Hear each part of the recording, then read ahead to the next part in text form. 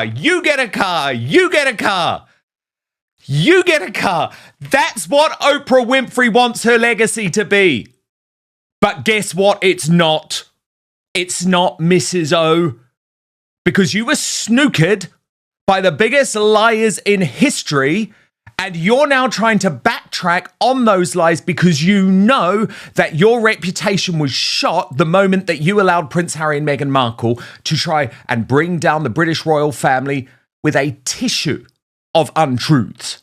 This is absolutely fascinating. Oprah hasn't spoken about this interview. She hasn't dined out on it because she knows how bad it is. Until she sat down for a watch-along fest, a reaction fest with Vanity Fair overnight. And of course, the you get a car was the thing she spoke about first, but then it came to Harry and Meghan, and her response is fascinating. First, she reveals the interview was postponed 3 times.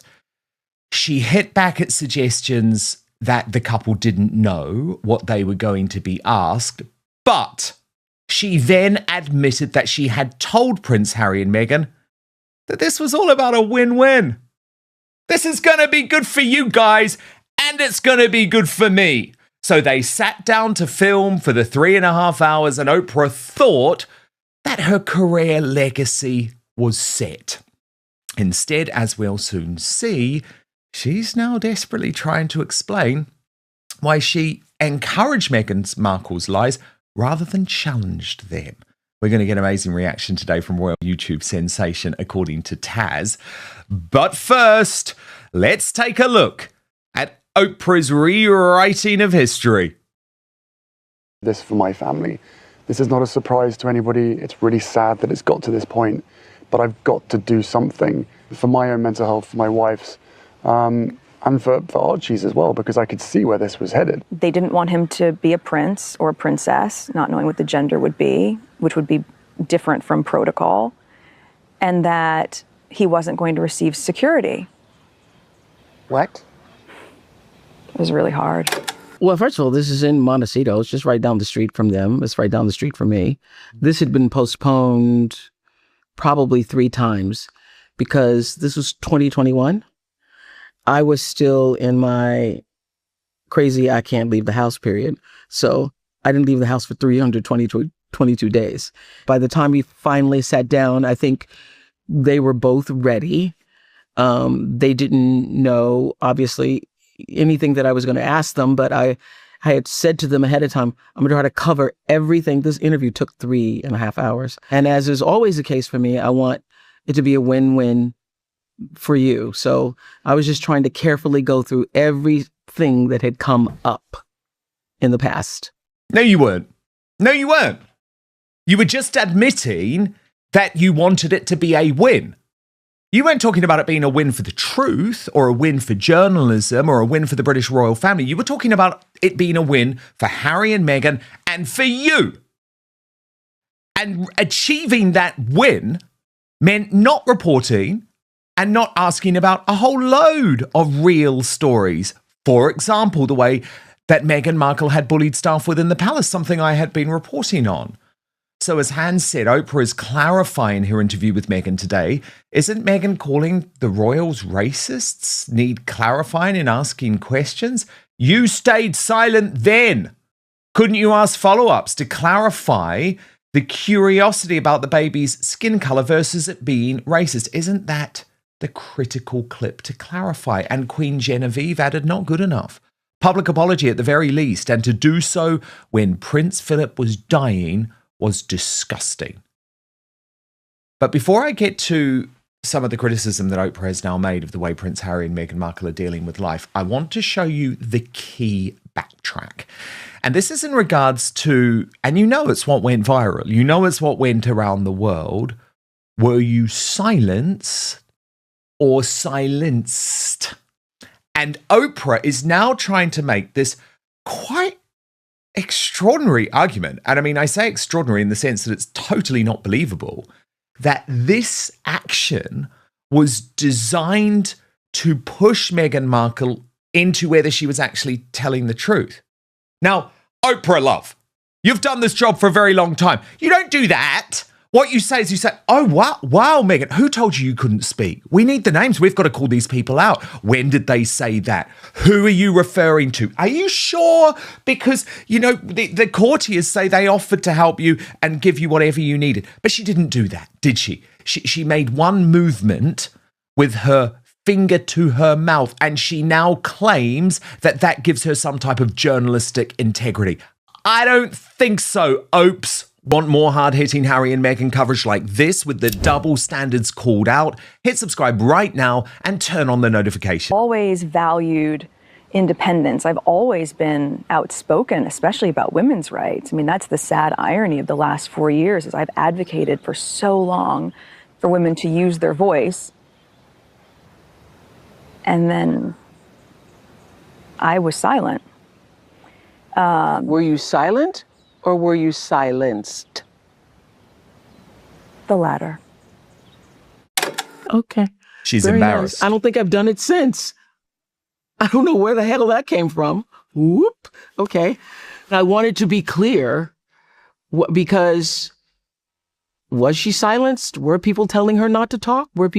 That's why I said that. I said it for clarification because I didn't want later to hear, well, no, it wasn't that. It really was that I was silenced. They wouldn't let me talk. So it was all for clarification. Bullshit, Oprah. You've literally just said what you should have asked. Were people telling her not to talk? You didn't ask that. You didn't ask that. You played into a lie. And as a result, your legacy is now trashed, and you know it. Trash Panda asking, why do you think she's bringing this all up now? Stephanie Sidley replies, because Harry and Meghan are backpedaling on the racism claims. But the royal grift ain't happy. Maybe I should post the full unedited interview on X so we don't have a rewriting of history. Fuck you, Oprah. You knew what you were doing with this script. Assholes. And then comes the pushback against the way Prince Harry and Meghan Markle have lived their lives. Now, I want to set this up because when you first watch Oprah talking about this, you don't really know where she's going. But the point she is making, and you will see it come full circle, is that Harry and Meghan are fools when it comes to the way that they believe they deserve a particular type of privacy and a particular type of protection. Oprah is one of the most famous women in the world, and she understood that the privilege of that comes with a certain sacrifice too, but a sacrifice that a very rich and a very protected person can happily make. So as I say, Oprah's doing this cleverly. She's doing it subtly, but mark my words, this is Oprah Winfrey saying that the way Harry and Meghan live their lives is a total fallacy. Watch. My father and my brother, they are trapped. They don't get to leave. And I have huge compassion for that. I used to live above the store at Marshall Fields. I lived above the store at Marshall Fields. So my apartment in Chicago was above the store. That was a big department store in Chicago. And on the way home, there would always be a display in the window of what was on sale. And there was the Clinique display of, like, you got a whole free Clinique kit of cleanser, night cream, eyeliner, lipstick, the whole thing in a little green bag, okay? And I remember saying to myself, oh, I'm going to go get that free Clinique bag. And because I went to work at 5:30 in the morning and did get home to 10 o'clock at night, I only had Saturdays to do it. And one day I go out on a Saturday that week to get the free Clinique bag. Marshall Fields, I'm going to go downstairs, take the elevator, go through the turnstile door and go in, get that free Clinique thing and go home. And every single step I made, somebody would stop me. And I'm like, they're going to be out of those Clinique bags. And I never got there because every time I went to turn this corner to go to this, there's a Clinique counter. I'm already at Revlon. It's right over there. I would get stopped by somebody else. And I ended up turning around and going back home. And I thought, well, how foolish of me. to think I could go to Marshall Fields on a Saturday and not get stopped. And so that's the way I started approaching it. Like, if you don't want to be bothered, stay home. If you want to keep your privacy, then don't go out. If you want to go to a restaurant and you want to have, you're having out to dinner with Stedman and Stedman was like, why people are coming up all the time, then let's stay home and eat. And so that has been my approach. Very different, though, I think, than being royalty or being even a movie star. Wow. We knew it was going to come. There is a reason Oprah Winfrey has not spoken about this interview in years. But royal YouTube sensation, according to Taz, to me, this feels like a moment because this interview was historic. Like it or not, it changed the course of royal history. It changed the course of Prince Harry and Meghan Markle's lives.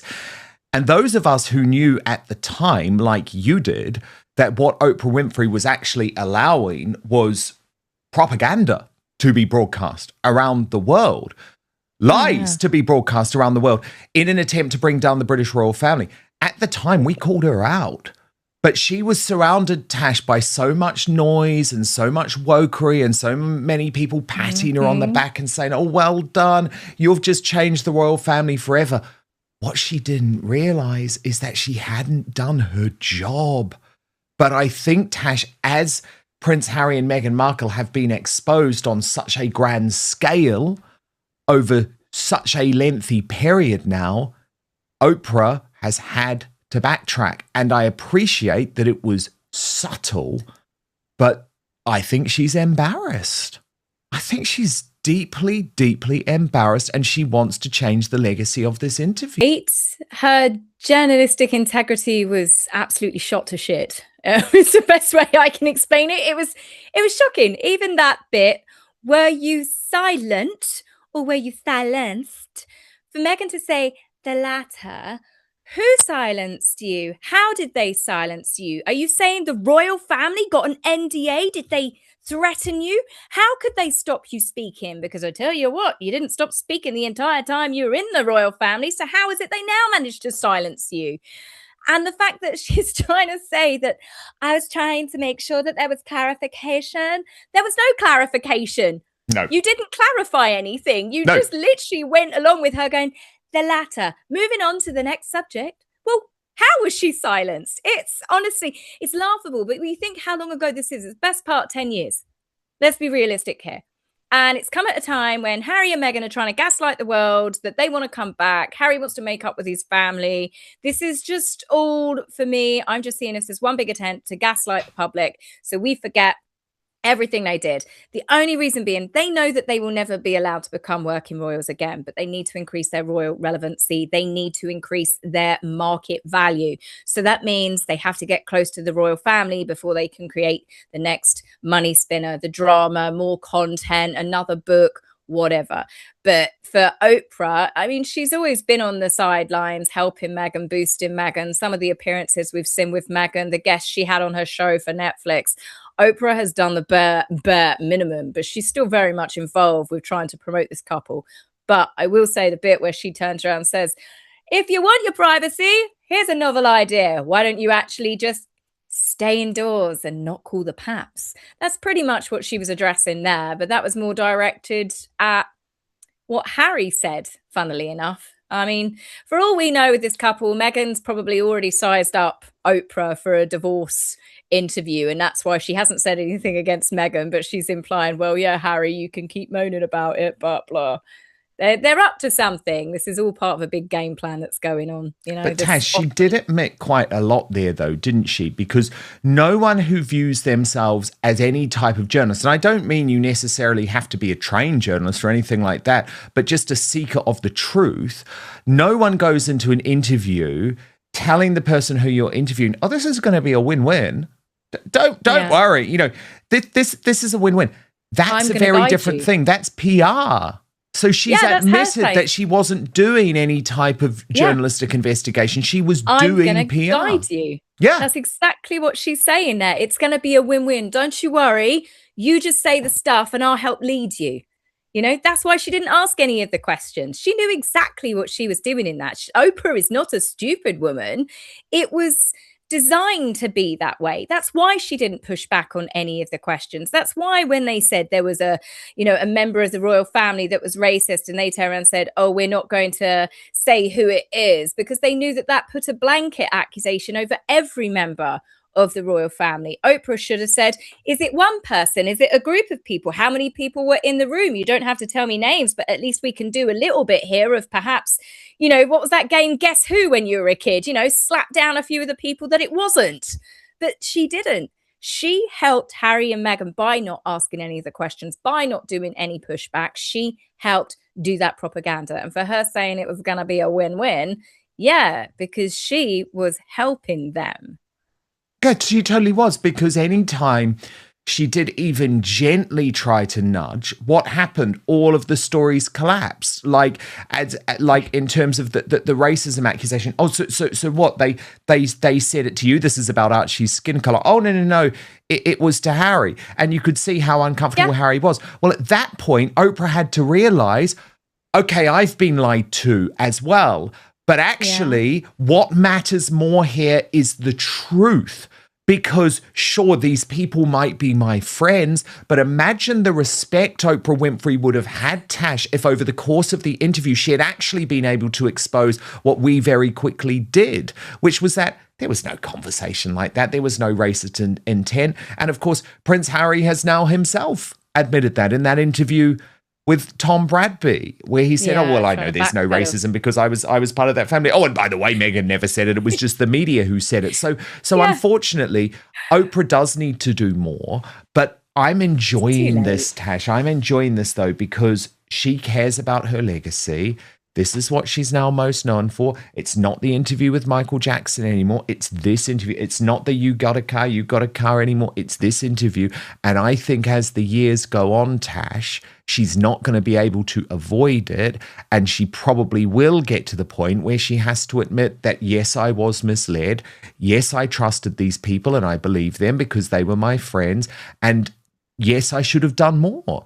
Because I think we're heading to that point. I think she's deeply mortified about it. And I think when she saw that, I could sense that she was uncomfortable. It was really interesting, wasn't it? Oh, I haven't done that since. That's not someone who's watching back a piece of work, Tash, that they're proud of. And also, it's almost like she was trying to suggest, well, I wasn't really in my right mind because I'd spent 323 days locked up at home. I was a bit COVID crazy. That's why I did it. That's why I lost all my journalistic integrity. We were all COVID crazy at that point. That was a really shit excuse. Yeah. But I honestly think when it comes to this interview, she was part of trying to help take down the monarchy. They knew they were lying. Oprah knew they were lying. You can't tell me that she didn't think that they were lying. She didn't push back on any if the basic questions, So it's really obvious that they were working together. But now that Oprah's doing this, you say it's because she wants to, she's thinking of her legacy and she needs to get away from this interview. I mean, maybe there's just something else going on in the works, really, whereby Harry and Meghan have lost all of their value. If Meghan and Harry divorce, there is going to be warfare between the couple briefing against each other. And there's going to be more things that come out where it's going to be Oprah's going to get called into it, because nothing will ever make sense with this couple, no matter what the story is. They've got 3 to 5 different versions of it. They never say the same thing, even between them in the same room. And that Harry said about the conversations, it was one person, one conversation privately with him. Meghan's like, it was multiple conversations and like she was involved in it. That was the same interview. Oprah didn't once turn around and say, well, your husband's got a different viewpoint on what actually happened. So, yeah, Oprah is trying to backpedal, but I still can't believe, would she really throw them under the bus completely and say, oh, they completely lied to me?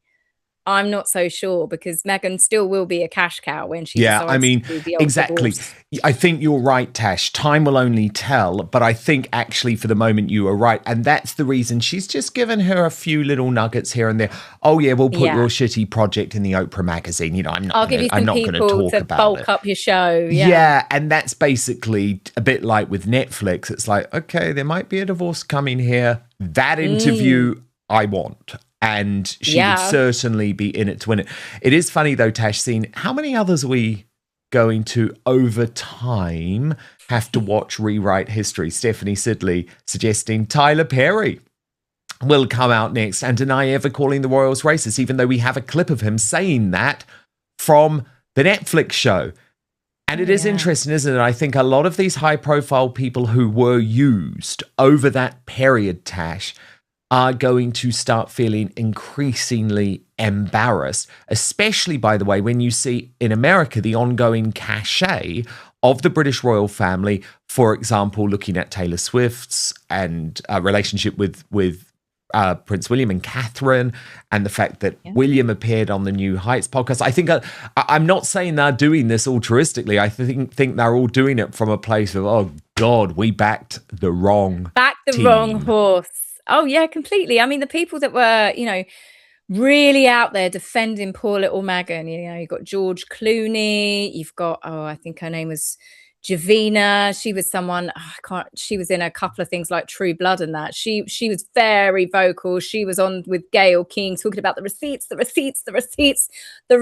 that nobody has still to this day, 6-7 years later, has seen a single receipt. We've seen plenty of receipts where it's been proven Harry and Meghan have lied. We've seen plenty of receipts in court cases where Harry's emailing Jason Nuff saying, we need to cover it up that we gave this information to Finding Freedom. You know, we've seen plenty of receipts proving that Harry and Meghan are duplicitous liars and they are bullies to other people, but we are still yet to this day to see a single receipt that any member of the royal family did anything wrong to either one of them, you know?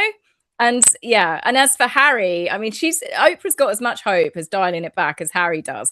And for Harry, still trying to say, we never said the family was racist. They literally went and collected a Kennedy Award for fighting racism inside the royal family. You know, it's go madness. figure. Gaslighting is out of control when it comes to those two. Go figure. Tash, a palate cleanse, because today Prince George turns 13. Here's the new picture released by the Prince and Princess of Wales, taken by their favourite photographer on the day of Trooping the Colour. But Tash, I think what is probably going to excite people most, let's take a look at it, is this new video from Kensington Palace, because it's just really special. It shows some of George's personality. And of course, we've seen snippets of these family clips before, but this one very much focused on the future king. And they're continuing that playbook, Tash, of saying, look, we're going to give you a little bit of George because we're concerned with what is coming in terms of smartphones and social media. And we hope that you're going to work with our strategy, not just the media, but members of the public too. But what do you make of these new images of George and new videos of George that we've seen today, Tash? I mean, I love them. I love the way Catherine and William do share a lot with their children, but they still keep them completely private. They don't expose their children. They don't use their children in any way. You know, for example, with Prince George, we know lots of things about Prince George. We know he likes scuba diving. We know he likes cricket. We know that he likes Led Zeppelin and AC/DC, and he plays the guitar. You know, he's into sports. He's competitive. He plays tennis at the weekends with his sister. And this isn't because they've been overexposed. This is a gradual profile that has been built with little snippets between Catherine and William and interviews, or perhaps the children even recently on camera when it was Wimbledon, and they were saying that they practiced tennis together at the weekends. So I think Catherine and William, you know, hats off to them as parents. They've navigated what I call shark-infested waters here, whereby their children have a very important role Prince George is, the heir to the throne, and even Charlotte, she is the Princess Royal. And Prince Louis, he's got that little bit more freedom, and he might still choose to go down the path of being a royal. And he might also then decide, because he doesn't have to, that he might have, a different role carved out for him that he will do himself. But these are all personality things that we've learned about the children without the children being exposed personally. We've learned tiny little details about them, and it helps the public to have affection for them. And without the public support for the monarchy, we won't have a monarchy. But as it stands, despite the polls that some of these newspapers are obsessed with running week on week on week, they are still more popular than they are unpopular. And I do think, and I hate to admit this, but I do think when Catherine and William come to the throne, I think they will be even more popular. I think there is still a lot of dislike towards Charles and Camilla. I think there always will be with some people, but I think that the royal family is moving forward in the right direction. And I think that the way that they've managed to do this with their children, share a little bit, but still keep them private. I think that they've really, really, navigated, as I said, shark-infested waters. And it has proved that royal children don't need to grow up trapped. They don't need to grow up traumatized. You've got the Earl of Wessex, who's just finished college. The world is his oyster, the same as Lady Louise, his sister. They didn't have to be called a prince and a princess. They don't have to have 24/7 taxpayer-funded security. They're not hounded. So it just shows that royal children can live a toe in both worlds. It's just if it's done right. Indeed. Now, Tash, Meghan Markle and Prince Harry reported to be living separate lives as she is exposed as a mean girl again because of her appearance on MasterChef Australia. We've got the first look at this, Tash. Oh, my God. I cringed, my toes curled, but you still want to see it. You still want to see it. I promise you, the edible flowers. No, it's worse. It's worse. Honestly, I promise you it's worse. You are going to want to see it because we can just laugh at it together, okay? So what we're going to do is we're going to move over. Independent news. We have no big tech backing or billionaires pulling my strings, but that does mean I need your support. So please hit subscribe on YouTube, turn on the notification bell. What really happened behind the scenes of Oprah Winfrey's explosive interview with Prince Harry and Meghan Markle? New comments from Oprah are reigniting debate and raising fresh questions about one of the most controversial royal interviews ever. The video focuses on Oprah's recent reflections, where she says the interview was meant to be a win-win for both sides and claims she asked certain questions simply for clarification. The host argues these explanations amount to an attempt to revisit how the interview has been remembered. According to the commentary, critics believe Oprah failed to challenge several major claims made during the interview, particularly regarding allegations against the royal family. The discussion suggests these decisions continue to fuel public debate years later. The video also examines Oprah's comments about fame and privacy, interpreting them as subtle criticism of how Harry and Meghan have handled their public image since stepping back from royal duties. Whether viewers see Oprah's remarks as clarification or an attempt to reshape the narrative, the interview remains one of the most talked about moments in modern royal history. Share your thoughts below, and don't forget to like, subscribe, and turn on notifications for more royal news and analysis.